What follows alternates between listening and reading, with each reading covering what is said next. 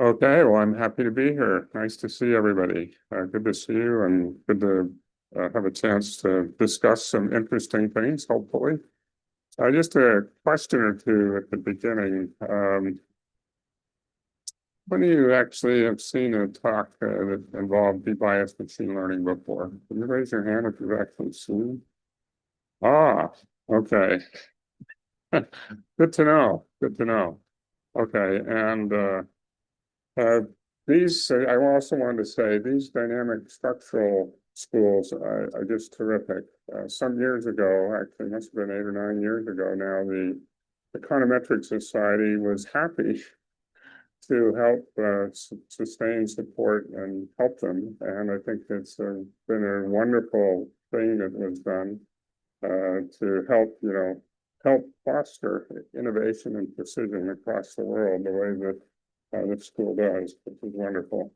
Uh, so I'm actually, you might guess this is some econometrics, and it is. And so I'm going to talk about de-biased machine learning, and in particular in a way which is useful for structural estimation, okay, for doing structural estimation. Now, the thing about that is that those models tend to be quite nonlinear and a little more challenging than, things like average treatment effect. And so, so we're going to go all the way to what you have to do if it's fully nonlinear. Okay, you're trying to estimate a parameter that's fully nonlinear. And so as a result, there's some pretty heavy duty stuff here in terms of the math. Not so much in the talk, but it's kind of in the conceptual part of it. And we'll have a simple example we carry through. And I'm just going to try and give you basically what is a theoretical foundation. So if you're in a situation where you want to estimate some complicated structural model that's got conditional choice probabilities, for example, in it that you need to estimate the parameters, that you'll know how to do that. Okay. And we'll do that as an example for dynamic discrete choice. Okay, so introduction is there are many interesting objects that depend on conditional means, regression, right? There's lots and lots of these. Here's a few of them. Discrete dynamic structural economic models depend on conditional choice probabilities, which I assume you've already heard about. Safe assumption.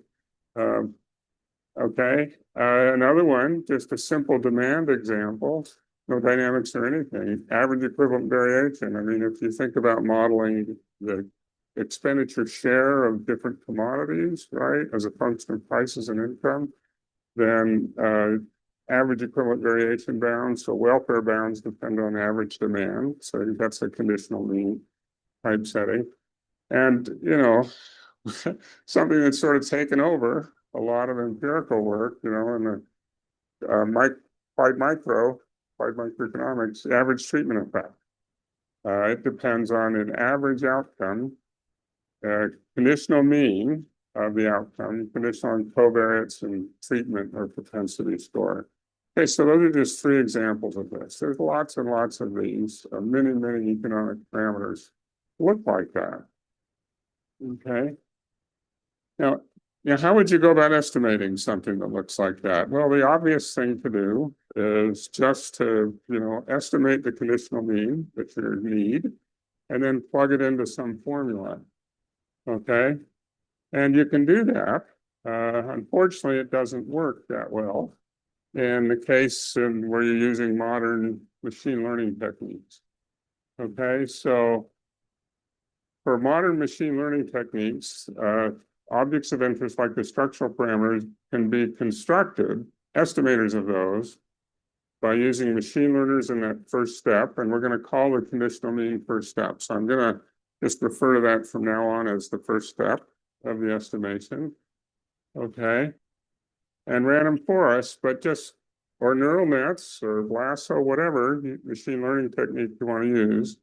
But just plugging them into formulas or moment function leads to large bias that actually invalidates inference. Okay. Okay. So we're going to talk about how to deal with that.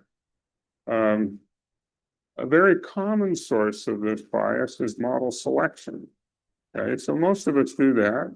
We can estimate some parameter of interest that depends on conditional probabilities or something, and we'll use some way to think about selecting among what regressors we put in the conditional probability and so on.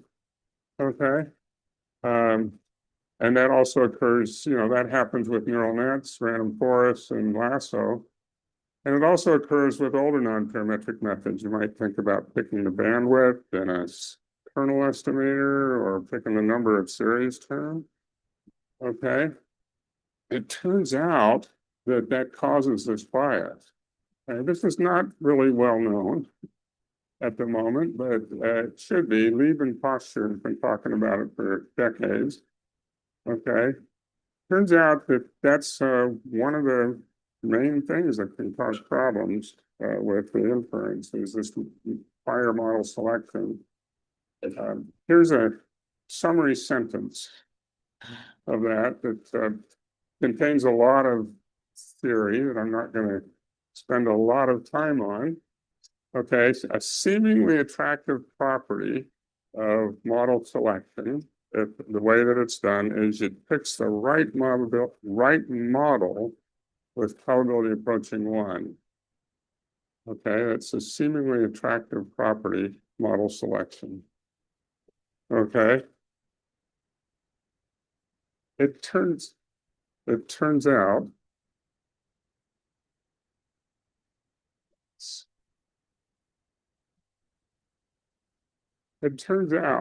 that invalidates inference. Okay. Turns out that picking the right model with probability 1 invalidates standard confidence interval for the parameter of interest. And what happens is the idea is that parameters move around, you still pick the same model.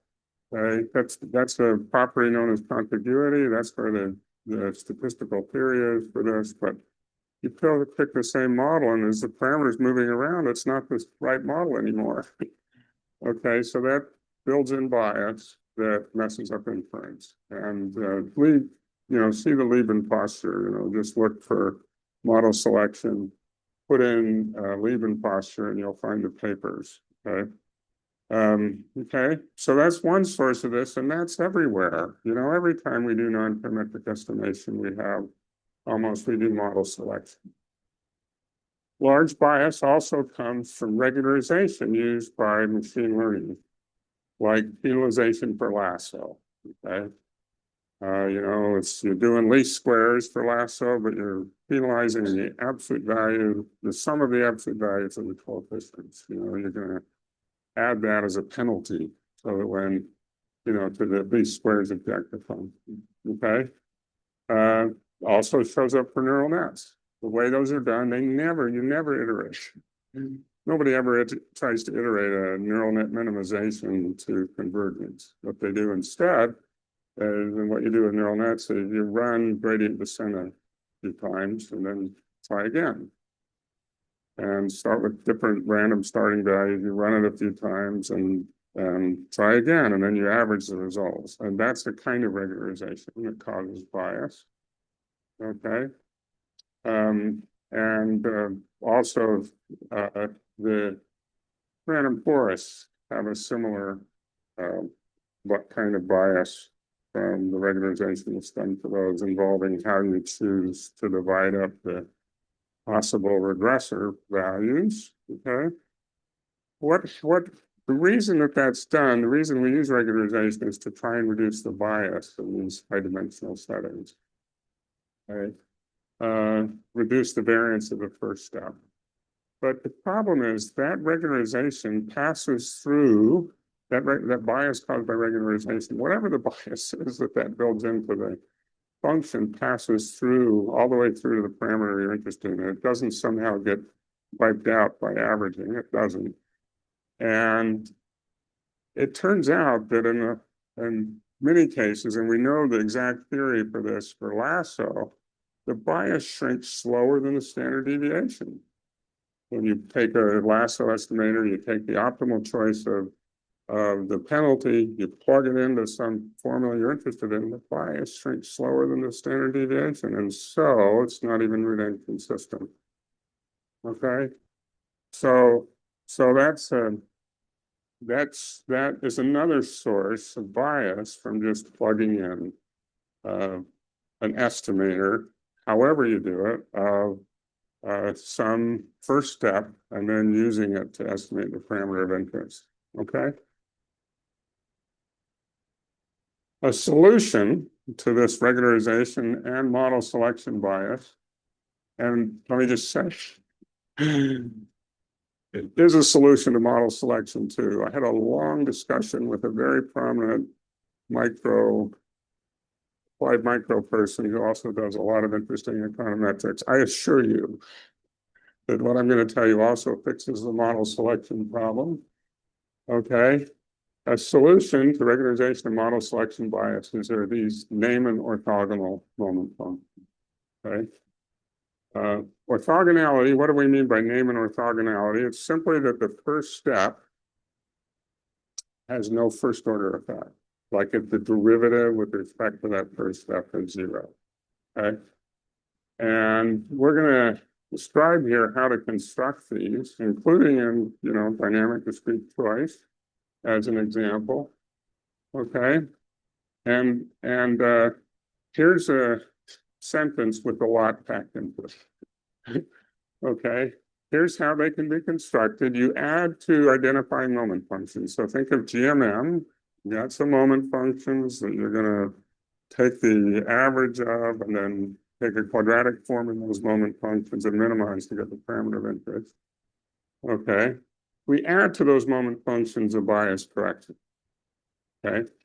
And what it is it's something called the non-parametric influence function of the expected moment functions evaluated at the t-lim of the first step. And I'll explain what this is. We'll talk about it in some detail. And that actually does the bias correction. Okay. Quite generally, and it's non-parametric. It doesn't depend on any functional form assumptions or anything. Okay, it's model free and only depending on what the probability limit of the first step is. And here, when we're talking about the first step being a conditional mean estimator, we know what the probability limit is. It's the conditional mean, right? You're just estimating the conditional mean. So this bias correction only depends on what you're estimating. Okay. Okay, and so it's completely model free. And as long as you have the right regularity conditions, it works to debias. Okay. And the model-free orthogonality actually leads to standard errors that are robust in the specification. So this bias correction thing doesn't depend on anything other than some regularity conditions. Like you do this bias correction thing and you use that, and the standard errors that come from doing that are robust in the specification, right? If you don't have the right moments, you still get standard errors of the wrong thing you're estimating. The right standard errors of the wrong thing you're estimating, okay? And so that's not true with some of the early attempts to debias lasso, for example. One of the things that was tried is to take the lasso estimator of the propensity score, a logit lasso estimator, and substitute that into what's called the efficient influence function for the average treatment effect. And it doesn't work in the sense that the standard errors are not robust in the specification. Okay. And the reasons, I'm not going to go into that, but we've avoided that, just to say we've avoided that. There's a whole paper and a little literature in the statistics literature about that. Okay. Okay, so we're going to give these orthogonal moment functions as a way to avoid bias from either model selection or from regularization that you have in these high-dimensional or machine learning first steps.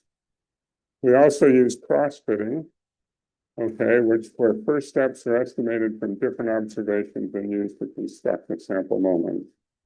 Okay, so it's anybody know what jive is? Jackknife IV? Yeah, some of you, I see some of you. Okay, so it's kind of like that. Okay, it's a kind of a jackknifing thing. that you can do, and it's helpful. It removes some other biases. Okay, removes some other biases. Only requires means, and so that's good. Remove some biases. It turns out that it weakens the conditions that you need on the first step. So all you need is mean square convergence rates, which is really good because that's all we know about some things like neural nets and random forests. And it leads to remainders of smaller order in some settings. Okay.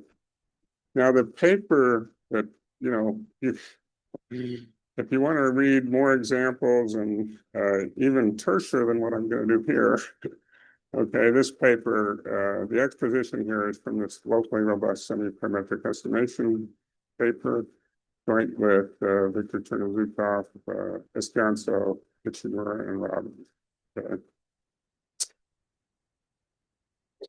All right, now, when you do this debiasing, it turns out there's another function you need to estimate through the debiasing, and we'll see that in a simple example we do shortly. So that's kind of a pain, because, well, I'm going to debias, but I have this other function I need to estimate in order to do it.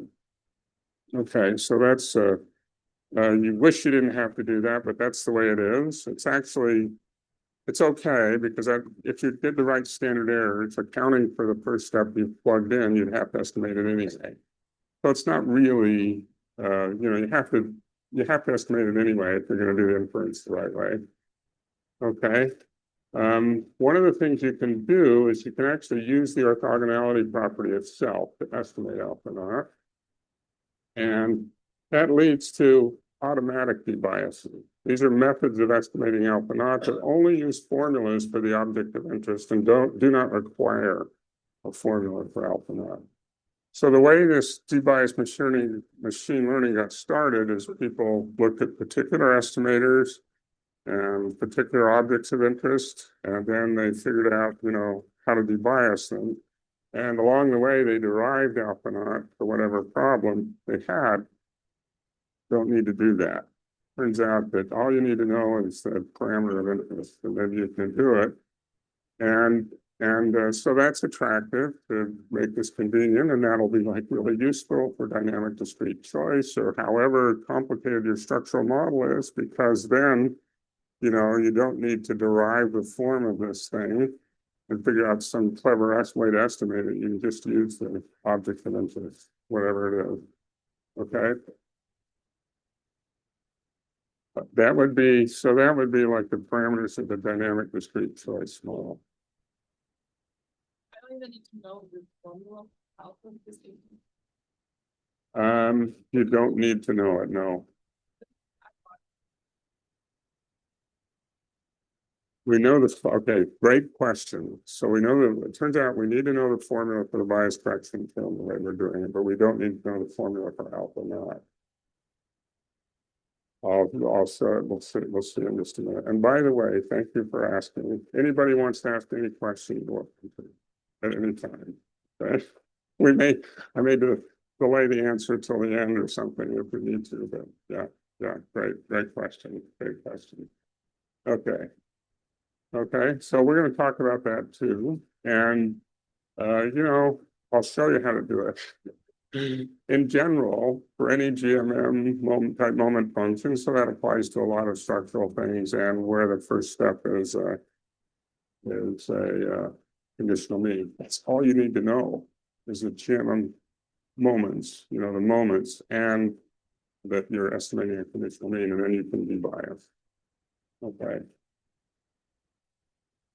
Okay, now these automatic methods, turns out they often do better than actually plugging in alpha naught. In at least 3 Monte Carlos that I know of. Okay, we don't have a theory for that, but oftentimes when you're doing this debiasing for objects you're interested in, you end up dividing by an estimated probability, propensity score, and the average treatment effect. And actually, it's, in the dynamic discrete choice model, you end up dividing by the choice probability. Okay. So the thing is that if the probability can be close to zero, it's not a really probably, and you're doing something high dimensional in particular, so probability can depend on a lot of regressors, then probably not a good idea to try and estimate the probability and then invert it to do the bias correction. Okay, we don't have a theory for that yet, but it shows up in a bunch of Monte Carlo. Okay, so I'm going to skip through this a little bit. These are references about the automatic biasing. Okay, so they're here, they're in the notes. You can go look at them and just refer to the papers. Okay. What do I want to say about it? That's it. That's all I want to say. Here's some references about that. You want to follow up on this anymore. I wanted to also say, you know, there are some regularity conditions required for this debiasing to work. And, you know, you require some smoothness so you can do expansions and so on. What's required for the unknown non-parametric things is you require that, in general, in the nonlinear case, you require that the first step converges faster than n to the 1/4 in mean square. So there are, that imposes some smoothness conditions on the unknown function, or that requires some smoothness conditions on the unknown function. And so there is something that you do need here to get the asymptotics to work. And then the general other condition you need is a product of mean square convergence rates for the learner of alpha naught, and the regression of the first step is faster than n to the -1. So you kind of need, you know, the squared error for the first step to go to zero faster than n to the -1/2. That's what shows up in the remainder, you know, in an expansion. And then you need, there's a product term between alpha naught, the estimator of alpha naught and that. Okay, we're not going to do any of that today. That paper gives regularity conditions, in particular for dynamic discrete choice. We have the regularity conditions worked out there for that. The asymptotic theory is given for the conditional choice probability estimator for dynamic discrete choice for the first step lasso logit estimator of the choice probabilities. Okay. All right, so let's introduce some notation. Okay, we're going to talk about moment functions. You all know GMM, right? We all know GMM. I'm going to assume that. Okay, so theta is a finite dimensional parameter. Okay, that's going to be the parameter of interest. I'll just call that theta. Gamma is an unknown first step function, and for the purposes of, you know, this discussion here, we'll just think of the conditional mean function. You got some outcome variable y, you got a conditional mean of y given some regressors x, and you just want to know that function. Okay, it's a first step function. You're gonna, your parameter of interest depends on it in some way. And what that does, gamma representing it that way, gamma is a function, not a number, a function. Okay, so that's so you may not be used to thinking about things that way. If you've had any functional analysis, you're fine, but that's, you know, anyway. So, but, you know, gamma represents a function, and so we'll come back to that. W will be a data observation with unknown cumulative distribution F0. So that's the F0 is the true distribution, as it were. And what that means is it's the distribution that generated the data. Okay, we're going to be assuming W is IID across individuals, right? Although it could include some time series observations for the individual. G of W gamma theta is a vector moment function. W is a possible realization of Wi of the data observation. And then the moment condition that identifies the parameters is that the expectation of G, when you evaluate it at the true unknown function, think of a conditional mean again, or multiple conditional means here, that the expectation of that moment function evaluated at a true conditional mean is equal to 0 if and only if theta is equal to theta naught. Okay.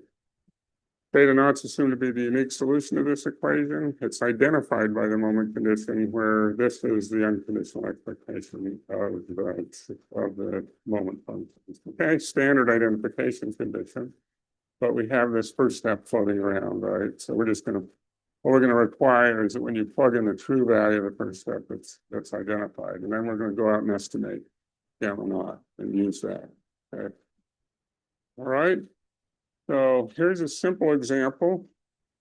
It's just basically, easy to just see what's going on in the math. Okay. So this doesn't have a lot of applications, but it's a simple example, so we put it in for expositional purposes.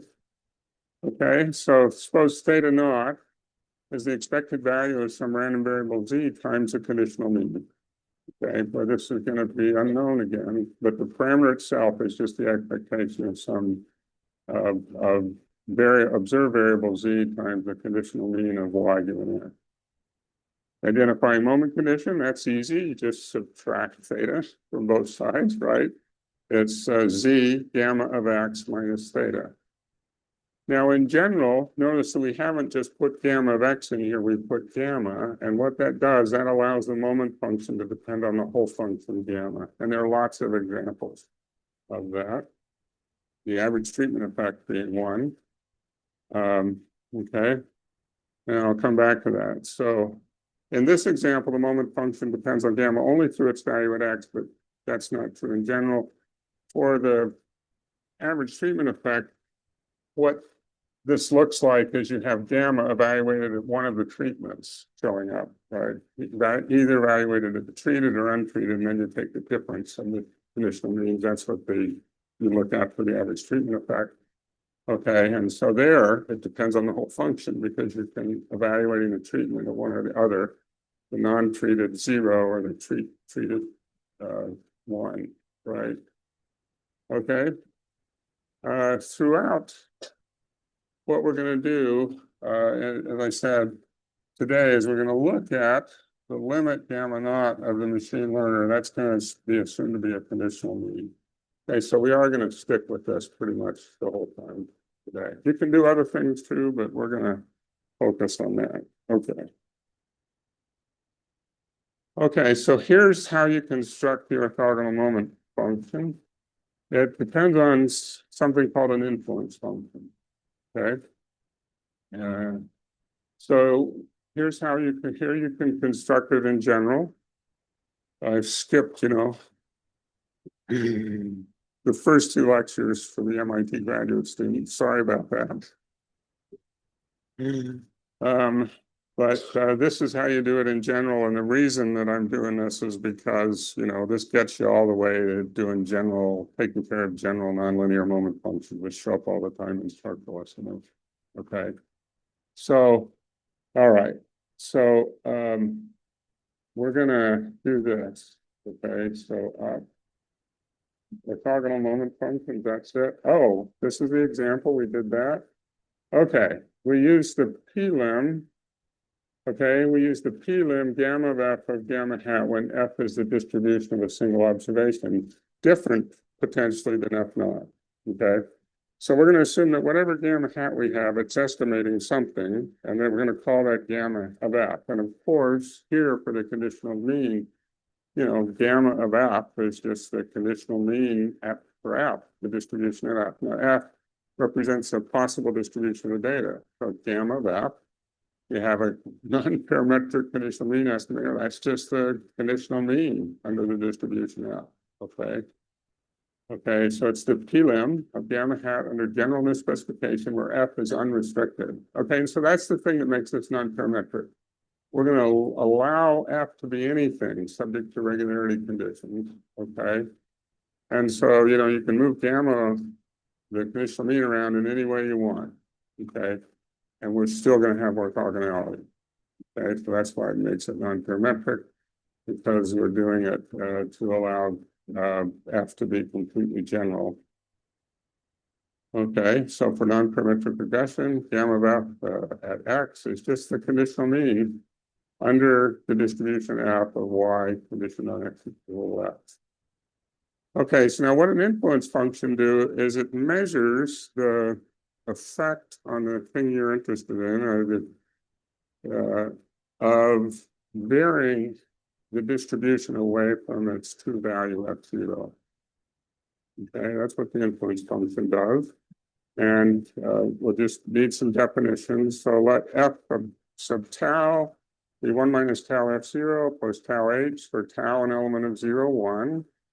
And you can see, you know, when tau is 0, you get f naught, right? And when tau is something different, you get something, another distribution, right? F naught plus 1 minus tau f naught plus tau of h. So this, you can think of this as, you know, starting with f naught and varying the distribution away from f naught in the direction of h minus f naught, right? Okay, so we assume that that exists for tau small enough and possibly other regularity conditions. Okay, and then the influence function, when it exists, is the one that we're going to be interested in for doing the bias correction is the following. Take the expectation of G at gamma of f tau, and notice that this is at the true distribution here. Okay, so you're only looking, what you're looking at is the effect of varying f on the gamma inside the expectation of the moment function. We're going to allow theta to be anything here. Okay. And what the influence function is that we're going to use for bias correction is the derivative of this with respect to tau. Okay. Being able to be represented as the influence function phi, the bias correction phi times the integrated over the distribution h. Okay. So that's the bias correction. If you can find something that has this property, okay, when you find something that has this property, adding this thing to G does the bias correction. Okay. All right, and the other thing we're going to require of this is that it have unconditional mean 0. Okay. A lot of econometrics. Yeah, question.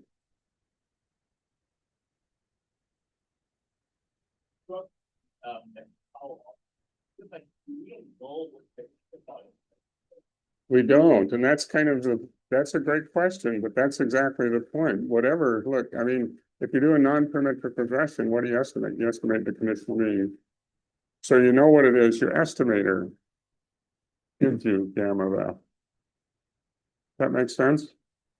Whatever, okay, like if I were doing conditional quantiles instead or something, right? Or you know, conditional median.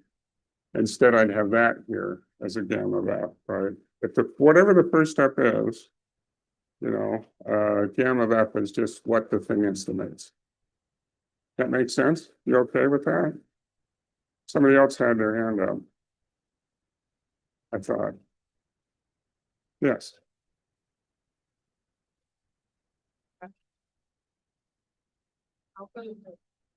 Right. So alpha, right. So that's where it turns out that in lots of cases, you got to have an alpha show up in here to get something that has this property.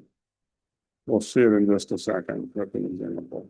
Yeah, so that's where, you know, you want this thing to be true, you got to specify that this thing depends on some alpha, which is unknown.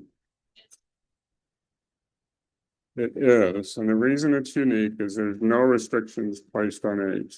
And so this property, basically, right, this property here, that this has expectation 0. No, this property here. Yeah, let me see. Great question.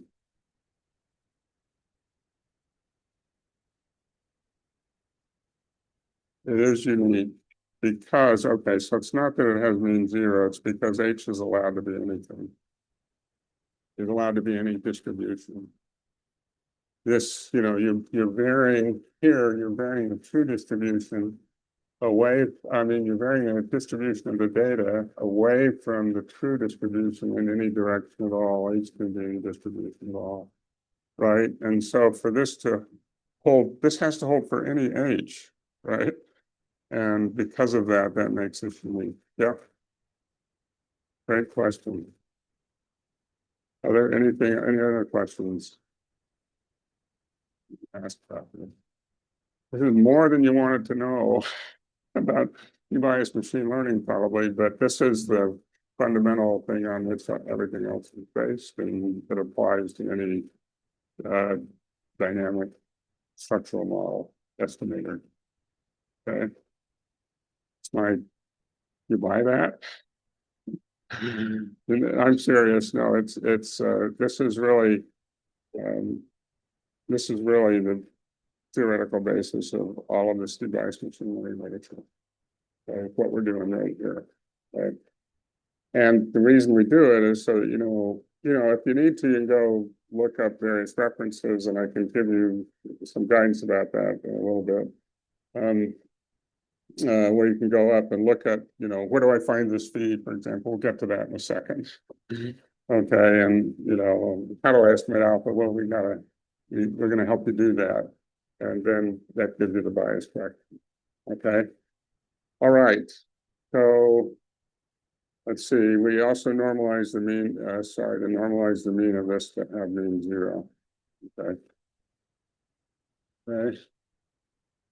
All right. So there's the two properties of this P again. It's the unique function. As you asked about, it's the unique function such that the derivative of the expected moment as gamma varies according to this distribution F, derivative of that expected moment with respect to that tau, which is moving the distribution around away from the true distribution, okay, is the integral of phi over the distribution H. And it has normalized to have mean 0, and it has second moment. Now, the alpha naught is such that these equations hold, and d divided by d, the derivative with respect to tau is a derivative from the right, because we have tau. That doesn't matter. Okay, if you were wondering, we constrain tau to be between 0 and 1, and that's still fine. Doesn't matter. This thing has been around for a long time, and the book by Huber, but was defined, this influence function was defined this way long before him. Campbell had a classic paper in DASA, Journal of American Statistical Association, and it goes all the way back to von Mises in 1937. And what that was about is trying to figure out the, large sample properties of functions of means and stuff. Okay. Right. Great. P is unique because H is unrestricted. The existence of this P is equivalent to the necessary condition for existence of a root inconsistent estimator of this object. In other words, whatever you start with something non-parametric here, when you take the expectation of it, you get something you can estimate root inconsistently. Okay. And there are lots of examples of that. We'll get to it in our example that we have here. This gamma naught and theta naught can depend on theta, actually. Okay. Okay. And so the equations hold for each theta an element of gamma. Okay. F and H do not depend on theta. And this is referred to in this paper, as the first step influence function. Okay, it's the influence function it comes from letting gamma vary inside the expectation. It's also the adjustment term. It's the term that accounts for the estimation of the asymptotic variance of your estimator of theta. More precisely, actually, in the expectation of moments. If I were to take the sample average of the moments, right, and evaluate at some estimator gamma hat, I would have to correct for the gamma hat to get the right asymptotic variance. Two-step estimation, you got to correct for the first step. The standard error is for the first step estimation. You all know that, right? And this is actually the correction for that. Right? It's the non-parametric correction. Okay, let's go back and look at the example, and hopefully maybe this will help with all those abstract definitions. Okay, so there's the identifying moment, right? Here's z times gamma of x minus theta. Okay, and we said gamma of f is expectation of f of y given x. That's the conditional mean. Okay, so now let's look at the expectation of g, the moment function. That's right here. Okay, at evaluated at gamma f. That's the expectation of z times expectation of f of at f of y given x. So, just the expectation of z times the conditional mean minus theta. Okay, so what in this example is phi? What does it look like? It's simply alpha of x. Okay, so that's the way the unknown function shows up here. It's just alpha, a function of x that multiplies the non-parametric residual, the difference between y and gamma. And it turns out the alpha naught here is just the expectation of z given x. Okay, and that was derived a long time ago. Okay, but non-parametrically, when you're doing non-parametric estimation, if you want to take the sample average of z times some non-parametric regression, the adjustment you have to do to get the right variance is to add alpha of x times y minus gamma of x. Okay, and that's from this paper. Okay, so that's the example. So the phi here, let's see, what is the phi? Phi is the correction term. It's just some function of x, which is, we know here, turns out we know, expectation of z given x times the non-parametric residual. Okay. So there's the orthogonal moment function. As I said, you take g and you add to it this phi, and that does the bias correction. Okay.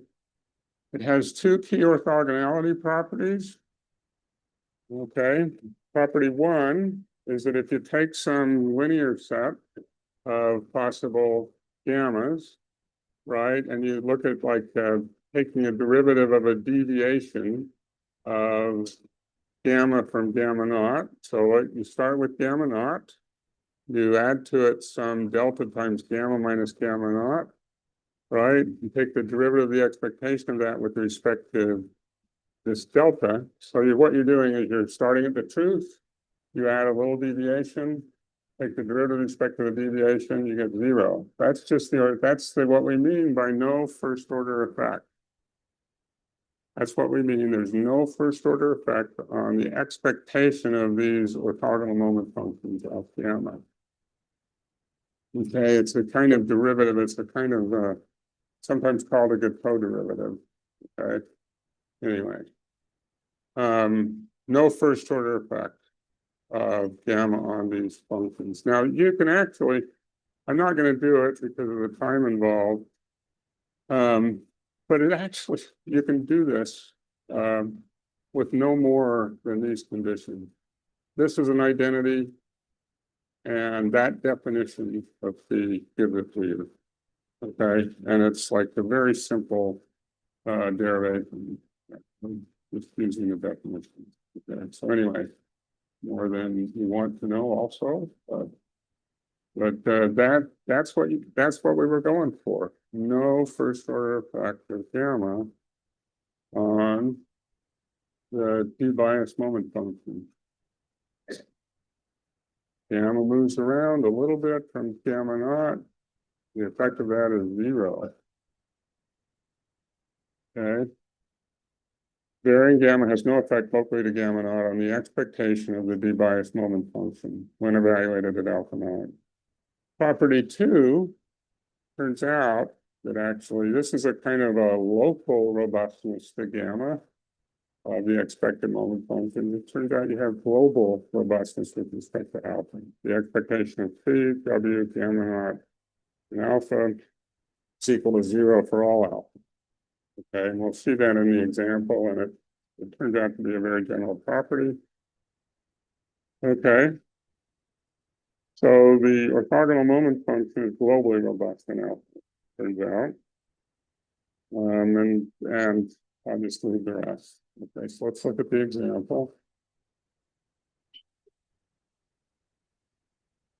We'll get to that. You need to know the. Yes, you need to know phi.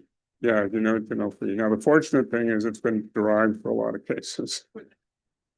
Yeah, for anything that's a conditional mean, it's been derived. And we can actually I'll give you the automatic way to estimate this alpha for anything that where the conditional mean is inside somewhere. So, we'll before the end, we'll talk about that. Okay. So yeah, so great question. You do need to know phi, absolutely. Okay, so let's look at that example again. Okay, let's look at that example and just check these properties. Okay. So there's the orthogonal moment function, there's the identifying moment function, right? And there's the phi. This is our phi. So there's the g, there's the phi, and so that's our psi, the orthogonal moment function. So let's look at property 2. Let's do that. So with property 2, we evaluated gamma naught, okay? And, okay, we evaluated gamma naught. And I'm going to evaluate, I should have said this, also at theta naught, okay? So evaluated gamma naught, the expectation of this minus that, when you put that at theta naught, that's 0, right? That's the identifying moment condition. And so when we take the only place alpha shows up in the expected moment function, and actually we're just looking at we're verifying the second part, but I'm going to show you that it holds for the whole function. Sorry, let's back up. Start over. Sorry. Let's just do this for phi, which is what the statement was. Let's look at the expectation of phi evaluated at gamma naught. Okay, what is gamma naught? Gamma naught's the conditional mean, right? So an alpha, any alpha. So there's any alpha, and then you have y minus gamma naught. Well, that's y minus the conditional mean. The expectation of any function of x times y minus the conditional mean is 0. Well-known iterated expectations. I don't want to do it. We're short on time, but by iterated expectations. Okay, so now let's go look at property 1, which is more interesting, but this shows you that's true for any alpha. No matter what alpha is, the expectation of phi is 0. So it's true in this example. Okay, let's look at the expectation of the orthogonal moment function as a function of gamma when we evaluate alpha at its true value. Okay, so there you have the g part, expectation of z gamma minus theta, okay? And now we're going to put in alpha naught here, right? We're putting in alpha naught here, and then times y minus gamma. And now what happens is we do the conditional mean here. Again, we do iterated expectations. We look at this expectation, and what this term is equal to the expectation of alpha naught of x times gamma, right? You've got a minus theta here. And then let's put this in 2 parts. You have an expectation of alpha naught times y, okay, minus expectation of alpha naught times gamma. Okay, well, look at what happens here. This term cancels with this term, and gamma drops out completely. Okay, not only is there 0 derivative of this with respect to gamma, it's actually doesn't depend on gamma at all. Okay. Here, the expectation of phi does not depend on gamma, i.e., it's globally robust to gamma, and hence has directional derivative 0 and has property 1. That's a thing that's called doubly robust in the signature. Okay. We have robustness with respect to alpha for any orthogonal moment function constructed in this way. We have, in this case, robustness with respect to gamma as well, that the expectation of moment function doesn't depend on gamma. This phi here that we have here, right, for this example, that's an example of a doubly robust moment function, meaning it has global robustness in gamma as well as alpha. And it turns out a necessary and sufficient condition for double robustness is that this thing is linear or phi in gamma. And that's in the local robust paper. Okay. What else did we want to say about this? Okay, so look at what's happening. So this is the intuition for what intuition. Maybe that's being pretty generous, but okay, look at what happens with the bias correction. Look, you have this gamma here, right? As it moves around, it moves the identifying moment function around. What's this other term doing? It's canceling out exactly that movement. Okay, so this, as gamma moves as gamma moves around, this identifying moment function moves around, and adding this term cancels it. Look, you've got gamma as it gets bigger here, you get it getting smaller, this thing getting smaller over here. And that's what's happening in general. Okay, that's what's happening in general with phi. The movement in gamma and phi cancels at the first order the movement in gamma and g. Okay, and that's what does the debias. Okay, all right. Okay, so in general, this is an orthogonal moment function. All right, let's see. I'm going to skip that. Never mind. I don't want to get into the terminology here. Let's see. Let me just say this moment function accounts fully for the behavior of the first steps with gamma of f. Okay. These two parts have distinct roles. This is the thing that identifies gamma. The reason we don't just lump these two things together is, this corresponds to what we always do. We come up with some clever moments to identify our parameter of interest, right? And then this thing is just something that's added on the end to debias, okay? So there's a distinct role of G and P as identifying moments and the bias correction. The orthogonality property here is model free, robust in the specification, standard error is robust in the specification. Okay. Any questions with that? That's the example. Okay. Many formulas for gamma are available. Here's the list of where you can go find them. Like, in this paper, gamma conditional means and other non-parametric least squares projections. Okay, conditional PDFs. Paper with Hida Chimura has a bunch of these, conditional quantile, conditional expectile, other conditional location and scale measures, projection versions of those two, and solutions to conditional moment restrictions, i.e. for non-parametric behavior.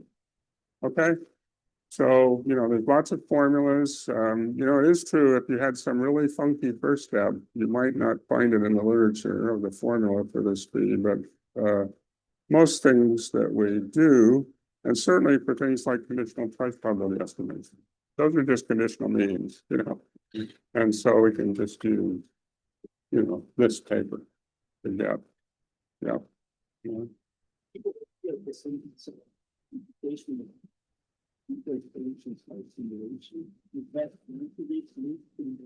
Yes. Yes. Yes. So there are in the literature, in the statistics literature, there are ways of trying to do this completely non-parametrically. Yeah, like the simulation. Yep, totally. Yep.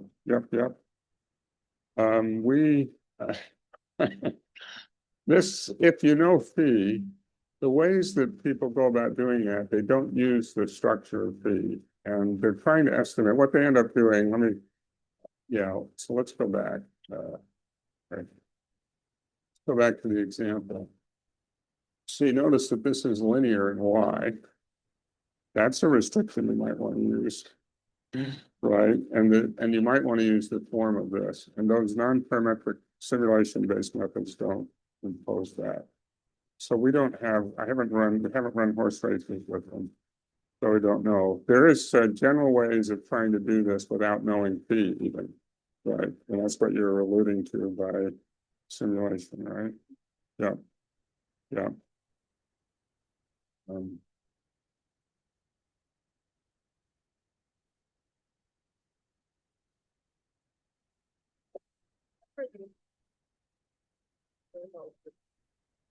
sure. Eight.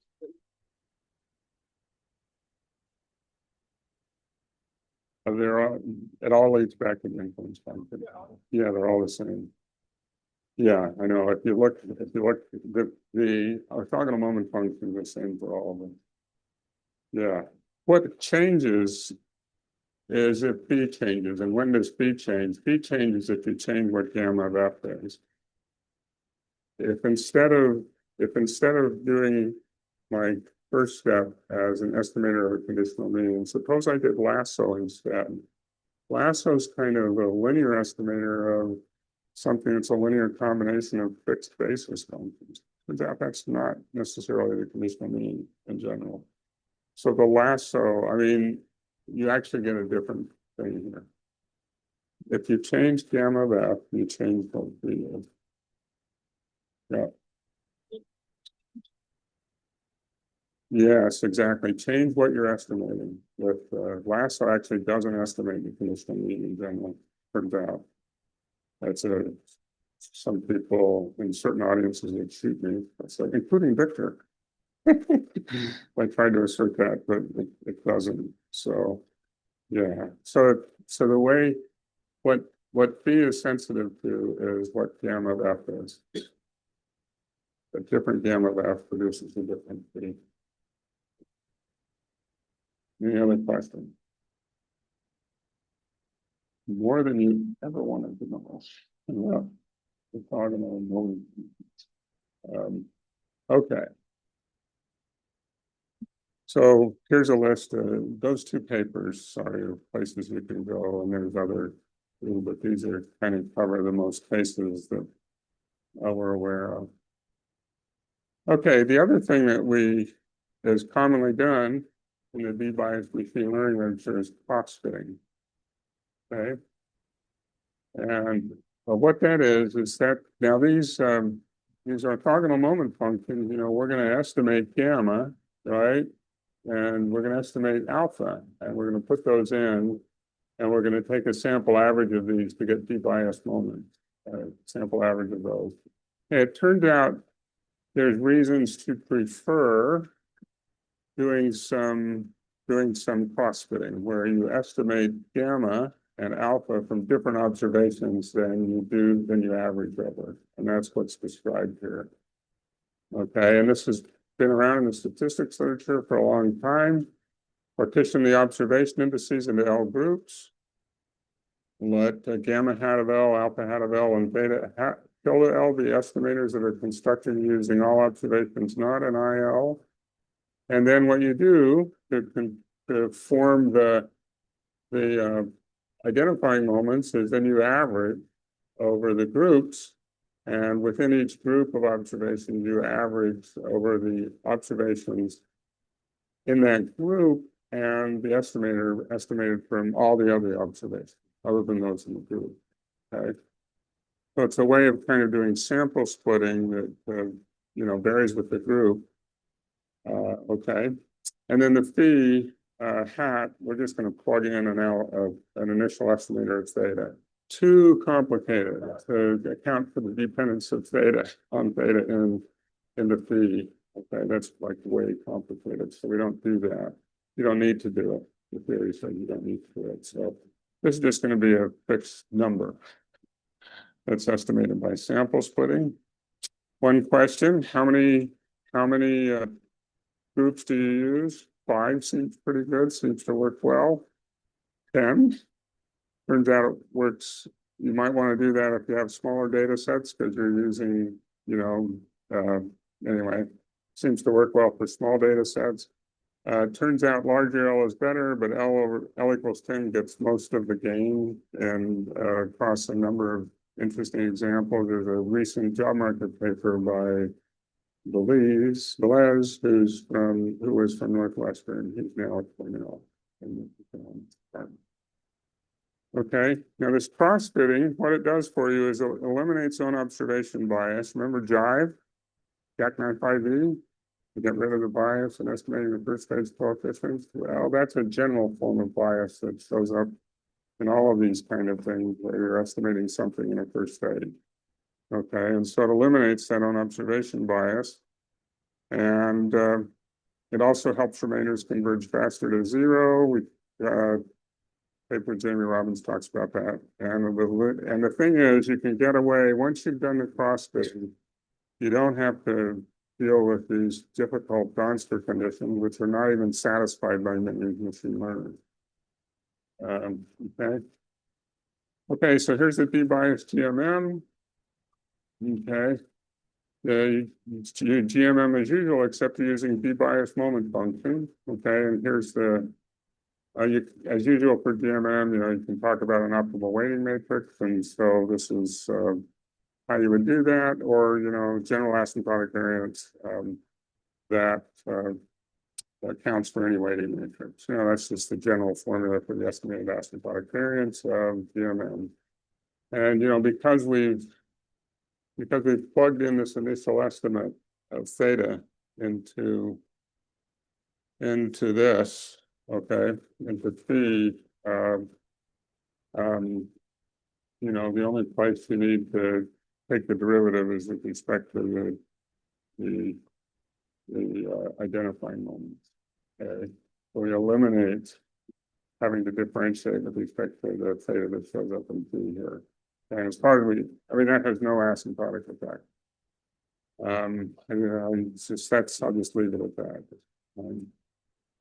Okay, automatic estimation of alpha. And I just want to do that in this example because it's going to motivate what we do in general. Okay.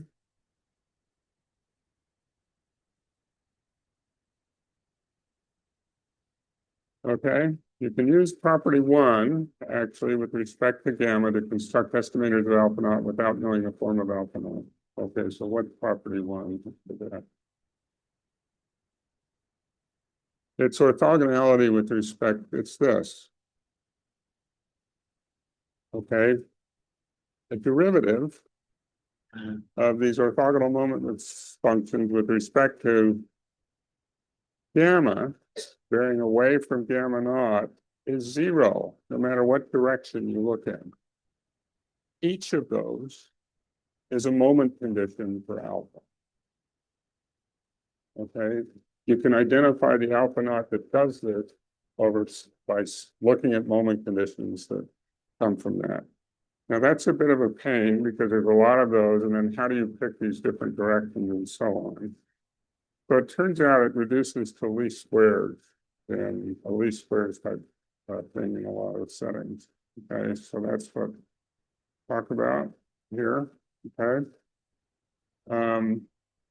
And this automatic methods are laid out in a couple papers, these 2 papers here. It sometimes can be interpreted, those orthogonality conditions you get from this derivative with respect to gamma of the orthogonal moment function being 0. Sometimes have corresponding injective functions. I'm sorry. Let me go back. Let me just go ahead. Okay, and so it does in this example. We'll show you. Okay, so let's go back to this example. Okay. Property 1 in this example is that when you put in a true gamma and you look at the derivative with respect to delta for any other function of x that you want to think of, which represents gamma minus gamma naught of x, okay, that's 0. Okay, so what does that look like here? Well, you have z, right, gamma of x, and we're going to differentiate with respect. And so what do you get? You get z here, you get alpha naught here, and a gamma from over here, right? So the rest of it falls out because we're going to differentiate with respect to gamma x. And so if you look at this 0 equal to this derivative, it's just the expectation of z minus alpha naught times delta of x is equal to 0. Okay? The expectation of z minus alpha naught of x times delta of x is equal to 0 for all delta. That's actually least squares.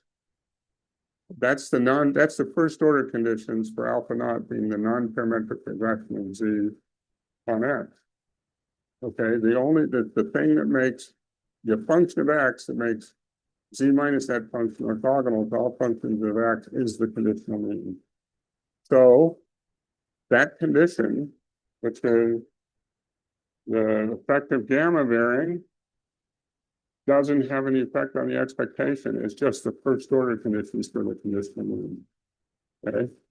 So how would you do that automatically? Well, one way to do it is just this. You stick in the moment function itself, -2, and add alpha squared. That's an objective function, which is minimized at the conditional mean.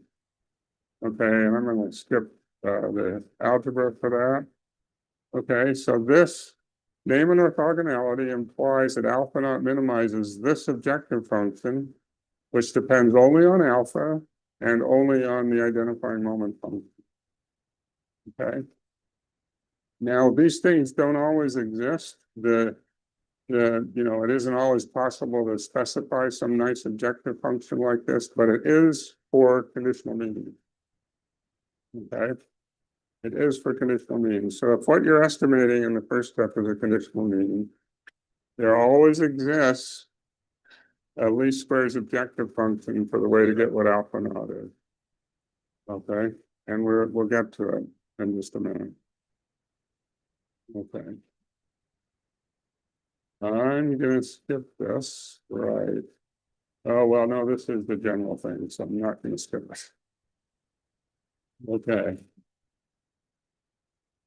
Okay, so here is the general formula, and you can apply this to any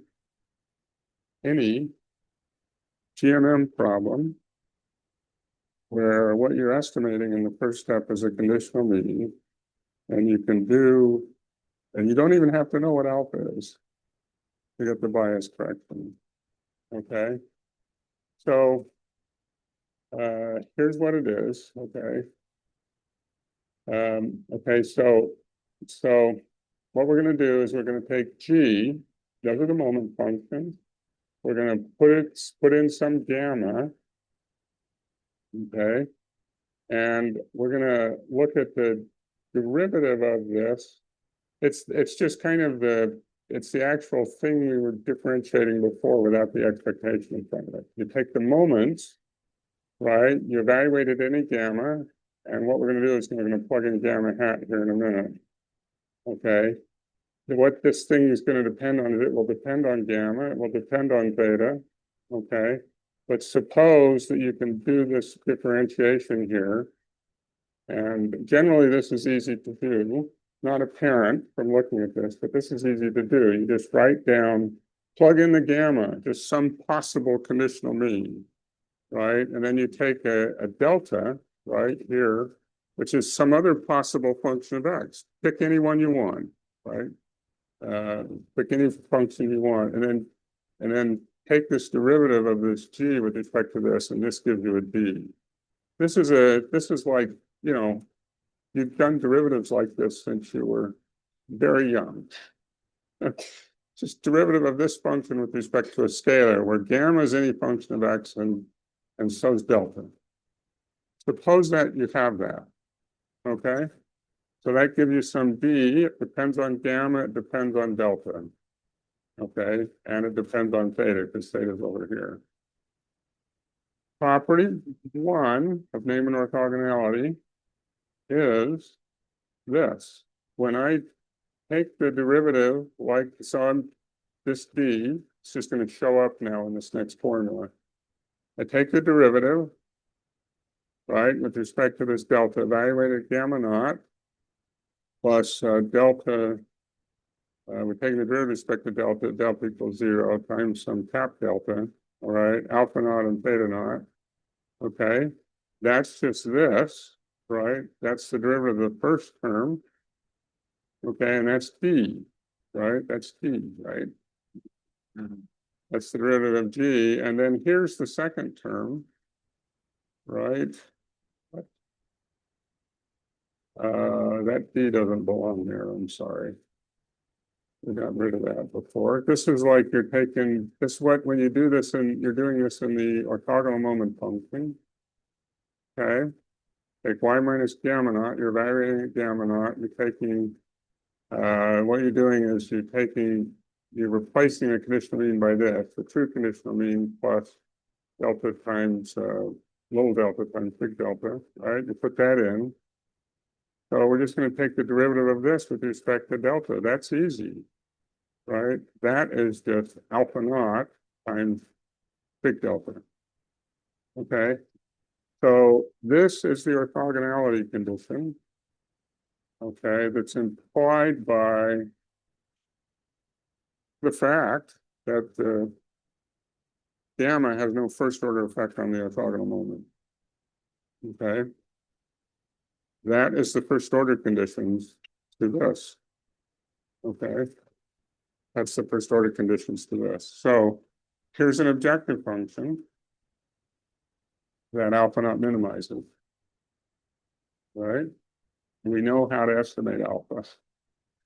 Right? You just plug in gamma hat, alpha, theta hat, some initial estimate of theta, take a sample average, and then you minimize this over this unknown function. Now, alpha also appears in here in that derivative for g. So you got to put in an alpha here. That's the linear term. This is the quadratic term. This is an objective function that you can minimize any way you want. Neural nets, whatever. Okay. And what it gives you is a way to know how to bias correct for any GMM problem where you have a conditional mean in it. Okay. Any GMM problem where you have a conditional mean as you've started with, here's how you get the alpha. Okay. You take this derivative of the identifying moment with respect to gamma. Okay. And it's evaluated at a delta. That derivative is evaluated at delta. That's the deviation. So you put in a delta x there. And then in here, you put in the alpha for that. So that's unknown. And then if you have a gamma here, you're just going to put in an estimate here of the gamma. And then you put in, some preliminary estimate of the theta. That minimizing the sample version of this objective function gives you an estimator of the thing you need to do the bias correction. Okay, there it is.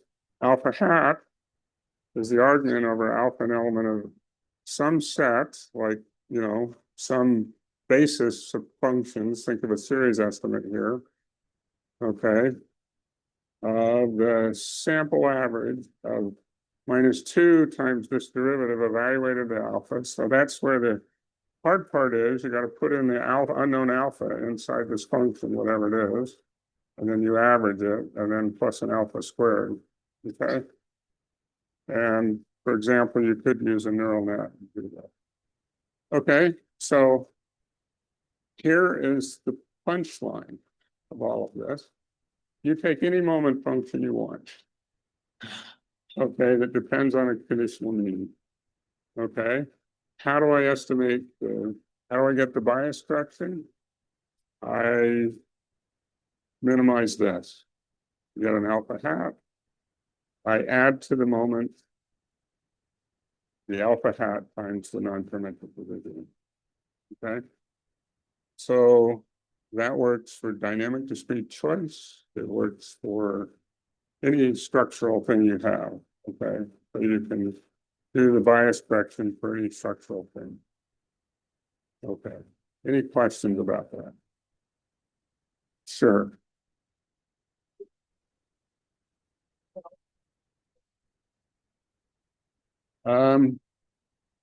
Right. It's a great question. How do you think about that? Right.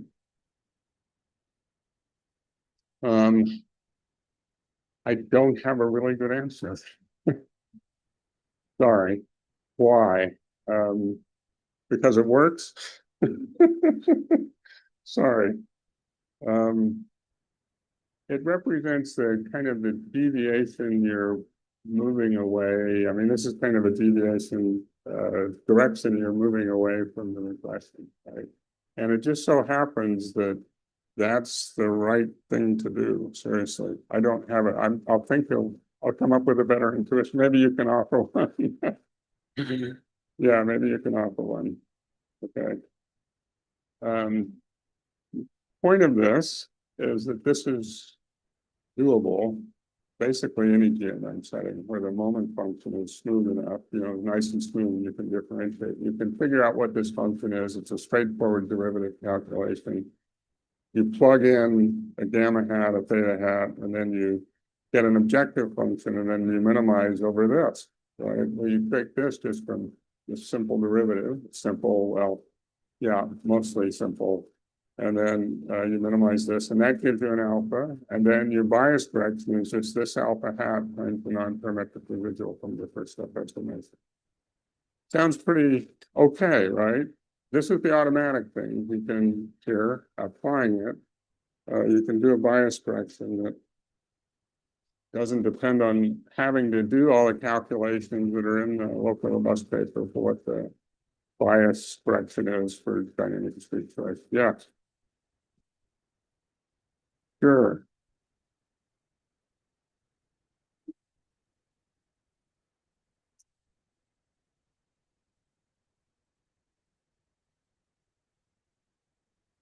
Yes. You would estimate theta for the second time, right? So where does this theta hat, the initial estimate, come from? You don't need that to be root inconsistent, actually. Yeah. Could be some initial plug-in estimating, that's fine. Yeah. Yeah. Yeah. Yeah. Great question. Yeah. Okay. So dynamic discrete choice and dynamic binary choice in the last 10 minutes. Okay. All right. Right. Okay, so we know Hudson-Miller, a wonderful way to estimate dynamic discrete choice model parameters is to use conditional choice probabilities and use the formulas that Hudson-Miller developed. So this is just a brief exposition of that. Okay, so take it away. Okay, so individuals choose more than you want to know. Notation. And individuals choose between two alternatives, J equals 1 and J equals 2, to maximize the expected present discounted value of per period utility. Okay, so two choices, the choice for J, T is the time period, and you have this is the utility function for individual, an individual, right? With this thing being a utility variation over time, right? And assumption in this literature is EJT is IID with known CDF independent of the entire history of the state variable vector. And XT is Markov of order 1 and stationary. Okay. Parameter of interest is going to be the parameters of this utility function. And this has since been way generalized by in lots of interesting papers. We're going to just assume that choice 1 is a renewal choice where the conditional distribution of xt plus 1 given xt, and choice 1 does not depend on xt. Okay, and so the formulas depend on that assumption here. We'll also assume that P1, one of these choices only includes a constant. We'll normalize it to be negative. And that the first element of D2 doesn't use the constant. Those are just normalization. Okay, so there are 3 first steps in Hudson-Miller estimator. Okay, there's the choice probabilities, but there's also a couple of other things. There's an expectation of an H function times the evaluated at the choice probabilities in the second period, conditional on xt and y2t equals 1. As well as an unconditional expectation of that same H function conditioned on, xt plus 1 and yt equals. I'm sorry, plug in the choice probability, take the expectation unconditional condition on yt equals 1. And that's the known function from Hudson-Miller. Okay. And what it gives you is that the difference of the expected value functions for conditional on choice one and conditional on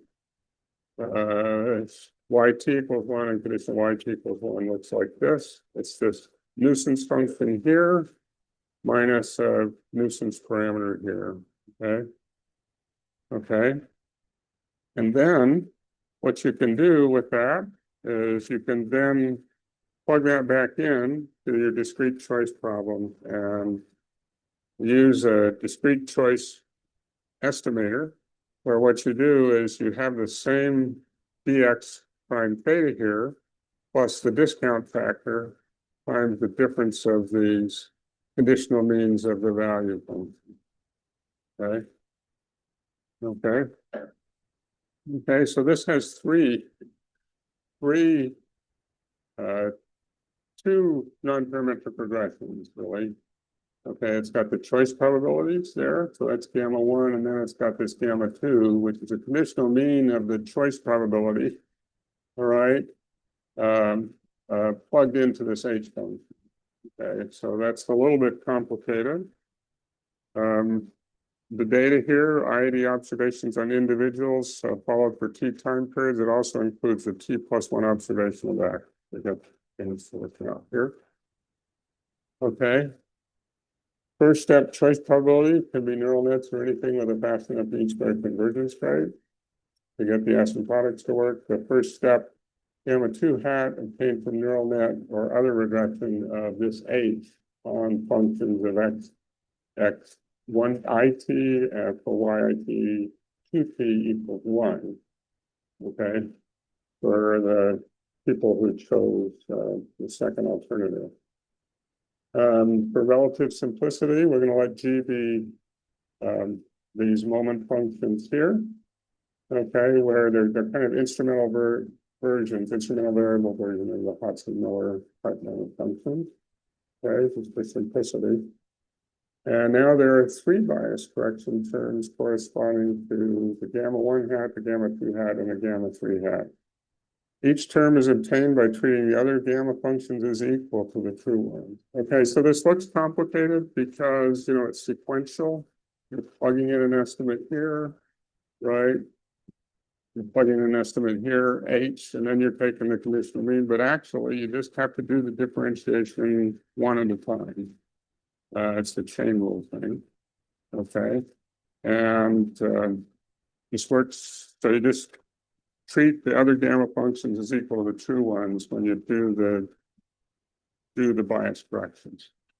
Then there's three bias corrections. The bias correction is a sum of the three of the terms of the bias corrections for each of them. Okay, it's just an application of the chain rule. Okay. So anyway, there's the formulas. But you don't care, you can just do this automatic.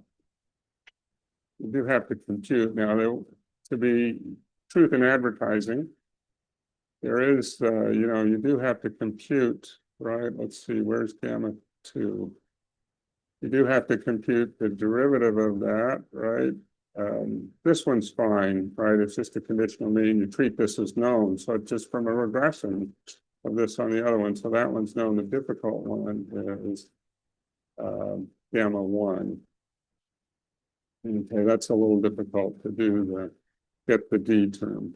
Okay. Why? Because gamma 1 shows up inside this H, which is inside a conditional mean. So you're taking that derivative as you vary gamma away from its estimate a little bit. It's complicated because you have a derivative showing up inside H. And so there's a term that involves you know, the derivative of H, right? Anyway, it's complicated.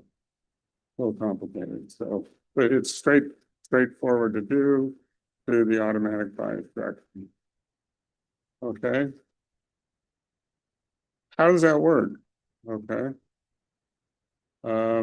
Okay, well, these are the formulas for it. Again, you know, you can use that minimization problem we were talking about to do that.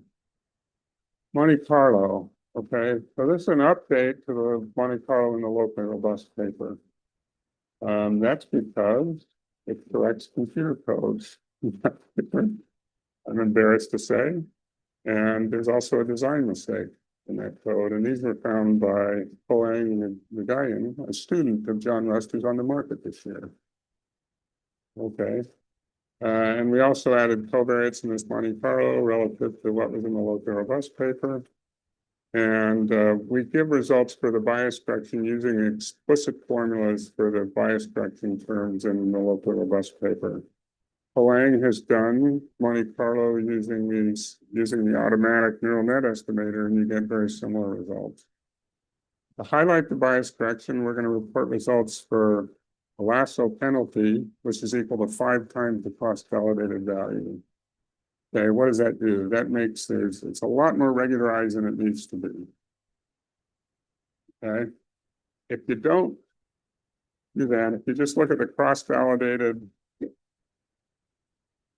choice of lambda and the lasso, there's not much bias in the plugin estimator. Okay, so in this design, there isn't a lot of bias. It's still important to do it because you don't get the right coverage probabilities if you don't. Okay, in the Monte Carlo. Okay, so still important to do it, but there isn't a lot of bias. If on the other hand, we do this, we regularize by a lot more than you need to, you get a lot of bias. Okay, so theta 2 is the slope in the dynamic discrete choice. Okay, the regressor is the square root of Bust's life. Okay, or the square root of x, which is a positive variable, which increments to 0 when the bus engine dies. Okay. So theta 2 is the slope parameter, so maybe that's the one we care most about. And you can see with this extreme kind of regularization, you do get bias for like n equals 100 individuals. Okay. So you get much less bias. The bias correction really takes it way down, the bias, and that continues all the way from, n equals 100 to n equals 10,000 observation. Okay.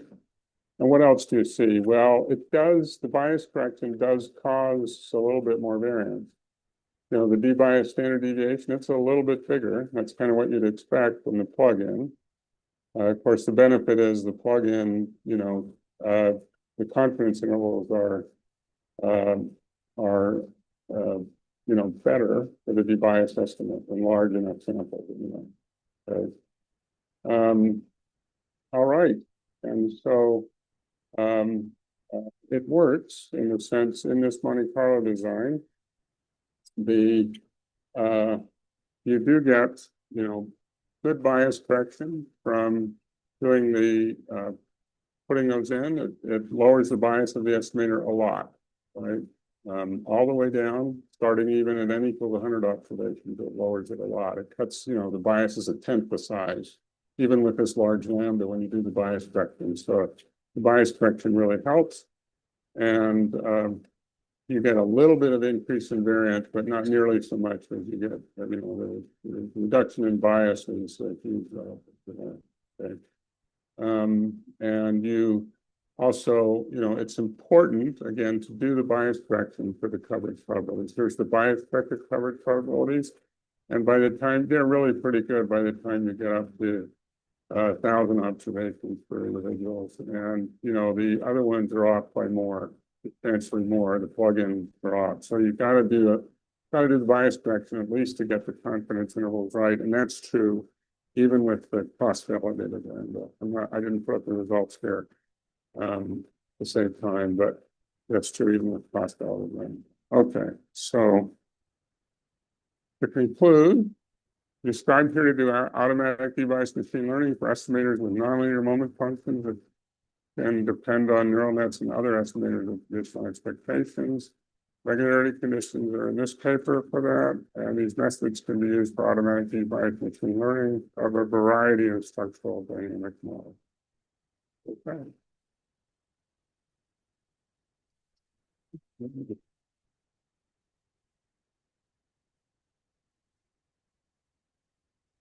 Questions? we're out of time, but I'm gonna stick around if you want to ask him on this. I'll just stick around. Okay. Okay.